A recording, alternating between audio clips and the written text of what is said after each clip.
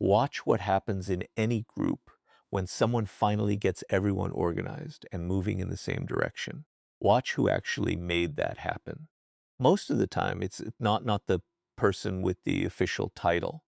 It's not the person who called the meeting or made the big announcement. It's someone operating almost invisibly, someone who is just asking the right questions, someone who is just connecting people to each other, someone who is just solving the immediate problems that were in front of them. And when you look back at how the group suddenly organized itself, you realize that the organization wasn't imposed from above. It emerged naturally from people following someone who wasn't actually asking to be followed. So what is the person doing differently? How do you lead a group without ever positioning yourself as the leader? And why is it that the most powerful people in groups are often the ones least interested in the power? The answer lives in a fundamental misunderstanding that most people have about what leadership actually is. Leadership is not a title. Leadership is not something you claim. Leadership is not something you perform. Leadership is something that emerges when people sense that following you will help them get what they actually want. This is the distinction that changes everything. A person can be given a leadership title without actually being a leader. A person can hold an official position without anyone actually following them. But a person who has no title and isn't seeking one can have genuine followers because people voluntarily organize around them. And voluntary organization is far more powerful than imposed hierarchy. Here's what most people get wrong about leadership. They think that being a leader means being visible, being the one who's in front, being the one who's getting credit, being the one who's making the big decisions and announcing them. So they pursue visibility. They try to get in front. They try to be heard. They try to make sure that when something good happens, they're the one people point to. And what happens? People follow them out of obligation or fear, or because they have to, not because they actually want to. The person with the title is visible, but the group is not genuinely aligned. The moment there's no enforcement, the moment there's no official hierarchy, people drift away because they were never actually following the person.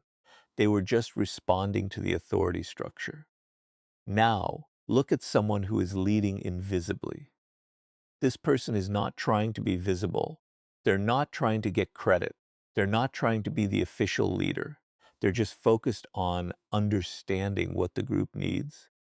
They're focused on solving the immediate problems. They're focused on connecting people to each other. And over time, without any formal announcement, without any power grab, people start organizing around them. Not because they have a title, but because people sense that following this person will help them achieve their actual goals. And this organization is genuine.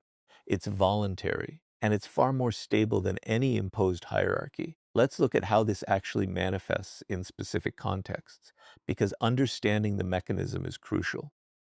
In a workplace, there's often a manager with an official title, and then there's another person, maybe a peer, maybe someone without any official authority, who everyone actually looks to when there's a real problem. People come to this person with their challenges. People want this person's input. People follow this person's lead on actual decisions, even though this person has no official power. Why? Because the person has demonstrated that they understand how things actually work. They've shown that they can solve problems. They've shown that they care about people's actual success, not just their own advancement. And because of these things, people voluntarily coordinate around them. The interesting part is that the manager with the title often knows this is happening, and sometimes they resent it. Sometimes they try to crack down on it, to enforce their official authority, to punish the invisible leader for exceeding their role. But the more they do this, the more they confirm that they're not a real leader, that they're just trying to enforce a hierarchy. And the more people drift away from them and toward the person who is actually leading invisibly. The invisible leader doesn't have to be enforced. People choose to follow them. This is also why the most effective leaders at the highest levels are often the ones who seem almost invisible. They're not constantly in the spotlight. They're not constantly announcing what they're doing. They're often asking questions rather than making pronouncements. They're often crediting others rather than taking credit themselves. They seem genuinely interested in what other people think and what other people are working on. And this apparent lack of ego, this apparent disinterest in visibility, is exactly what makes them genuinely powerful. Because people sense that this person doesn't need the power. This person isn't desperate to be seen as the leader, and that freedom from ego is what allows them to actually lead effectively. Here's what's actually happening psychologically when a group naturally organizes around someone who isn't seeking leadership. The group is essentially asking, who knows something I don't? Who understands something I'm missing? Who can help me achieve what I'm trying to achieve? And they're looking for someone who seems calm, who seems competent, who seems like they have clarity about what's happening. The person who is desperately seeking leadership, who is constantly promoting themselves, who is always visible, is actually communicating the opposite. They're communicating uncertainty. They're communicating that they need the external validation of being seen as a leader to feel okay about themselves. And people don't follow people who need external validation. They follow people who seem like they'd be fine whether or not they were ever recognized as a leader. This is also why the invisible leader is often more respected than the visible one. Respect requires a certain distance. Respect requires perceiving someone as having something you don't have. When someone is constantly in front, constantly visible, constantly demanding credit, people get familiarity fatigue. They stop seeing them as special. They start seeing them as just another person trying to look good. But when someone is operating slightly in the background, slightly invisible, people fill in the blank with their imagination. They wonder what this person knows. They imagine that the person must be incredibly competent because they're not trying to prove it. They respect the person because the person doesn't seem to need their respect. This is the invisible hand in action. The leader is exercising influence through invisibility rather than through visible power. Now let's talk about what it actually takes to embody this strategy, because it's not as simple as just deciding to be invisible. That's not how it works. You can't fake invisibility. You can't pretend not to care about credit and then actually spend all your energy trying to get it. People sense this. The only way to actually be invisibly leading is to genuinely care about something other than being seen as the leader. You have to actually be focused on solving problems. You have to actually be interested in people. You have to actually care about the group's success beyond how it reflects on you. And when these things are genuinely true, when you're not performing them, then the invisibility becomes real. This is why many people fail at this strategy. They read about it, they understand it intellectually, and then they try to perform it. They try to seem like they don't care about credit while secretly calculating how to get credit. They try to seem invisible while actually tracking everything they're doing so they can point to it later. And this performative invisibility is immediately visible to anyone paying attention. It reads as manipulation. It reads as someone trying to be clever. And people don't follow clever manipulators. They follow people who genuinely seem to care about something other than their own power. So the actual path to invisible leadership is not learning the strategy of invisibility. It's shifting your actual priorities. It's deciding that your real goal is the success of the group or the project or the vision, and that your visibility and credit are actually secondary to that. It's deciding that you genuinely don't need people to know you led. You just need the thing to actually happen. And when that shift in priorities is genuine, when it's not performed, when it's real, then you naturally start leading invisibly because you're focused on something other than leadership. Here's something that's worth understanding about the trust dynamic that invisibly led groups develop. When people are following someone who is invisible, who isn't seeking credit, who is genuinely focused on the group's success, they trust that person far more than they trust someone who is visibly seeking leadership. They trust that this person's decisions are made for the group's benefit, not for the person's benefit. They trust that this person isn't going to sacrifice the group for personal advancement. And that trust is the foundation of genuine loyalty. People will follow an invisible leader through difficulty and challenge because they trust the person's motives.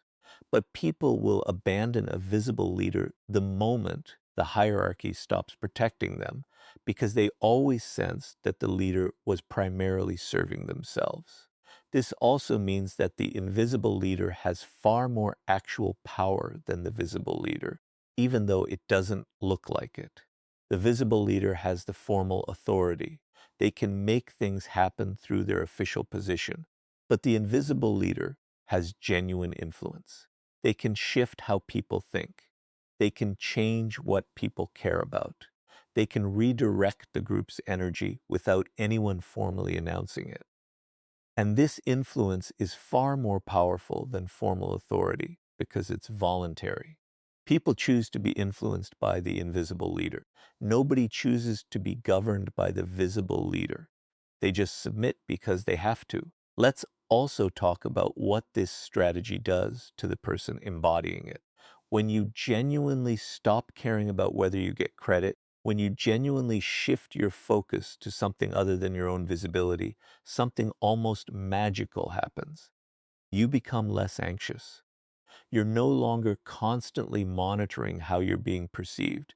You're no longer managing the narrative about your own power. You're just focused on the work.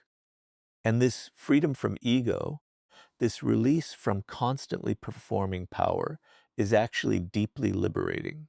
Many people who accidentally discover this strategy report that it feels like a weight has been lifted. They spent so long trying to be seen as powerful, and now they're actually powerful. And it feels completely different. It feels easier. It feels more authentic. It feels like they can finally just do the work without the constant self-consciousness. This is also why many of the most powerful people in history, once they finally achieved power, often expressed a kind of relief at finally being able to set the public performance down. They'd spent so long building toward power, managing their image, constantly working for recognition. And then once they actually had power, they often discovered that they could let go of some of that performance. They could be more real. They could focus on the actual work rather than on how the work made them look. This shift is often what allows them to actually do good work because they're finally not divided between doing the thing and performing the thing. Think about what this means for your own context, whatever group or organization you're part of. There are probably problems that need solving. There are probably people who are disorganized or confused or looking for direction.